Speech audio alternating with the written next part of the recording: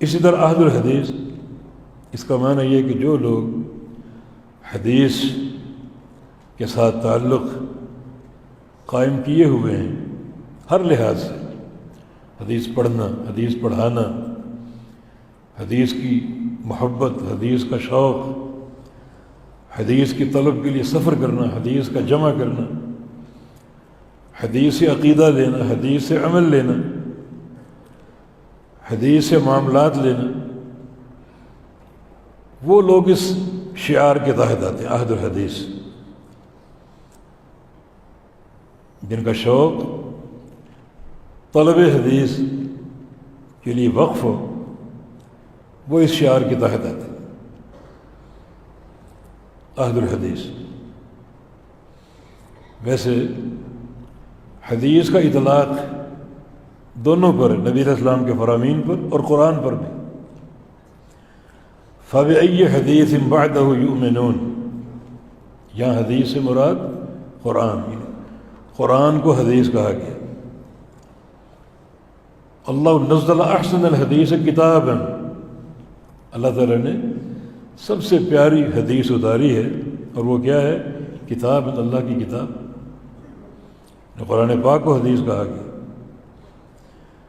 اور نبی علیہ السلام کے فرامین بھی حدیث، اور لفظ حدیث آپ کے دور میں مستعمل تھی۔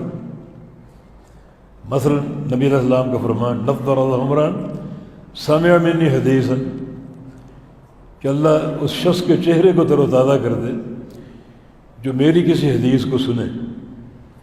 تو حدیث کا لفظ نبی علیہ السلام کے دور میں تھا، اور اس کا استعمال کثرت سے موجود ہے کتب حدیث۔ صحیح بخاری میں ایک حدیث ہے، کچھ عورتیں نبی علیہ السلام کے پاس آئیں اور آ کر عرض کیا کہ ذهب الرجال بحدیثک، کہ مرد آپ کی ساری حدیثیں لے گئے، یعنی آپ کا وعظ، آپ کے دروس مردوں کے لیے ہوتے ہیں، وہ سنتے ہیں، تو آپ کی ساری حدیثیں مرد لے گئے، ہم محروم، تو ہمارے لیے بھی نشست آپ قائم فرمائیں، اس میں صرف خواتین ہوں، اور ہمیں آپ اپنی احادیث سنائیں، اپنا درس دیں، تو ہمیں بھی حق ہے۔ ویسے مردوں نے سن لیا تو ان کے ذریعے عورتوں تک بات پہنچ جاتی، اور النساء شقائق الرجال، دین کے قبول اور اتباع میں عورتیں مردوں جیسی، جو حکام مردوں کے لیے وہ عورتوں کے لیے، الا یہ کہ شریعت کہیں فرق کر دے تو وہ فرق ملحوظ ہوگا، ورنہ النساء شقائق الرجال، یہاں بھی خواتین نے لفظ حدیث استعمال کیا۔ تو لفظ حدیث ایک جامع لفظ ہے جس کا اطلاق قرآن پر بھی اور حدیث پر۔ رسول اللہ صلی اللہ علیہ وسلم ہر خطبے میں یہ پڑھا کرتے تھے اما بعد فإن خیر الحدیث کتاب اللہ، کہ سب سے بہترین حدیث کتاب اللہ، سب سے بہترین حدیث۔ تو آپ نے کتاب اللہ کو، قرآن کو حدیث کہا ہے۔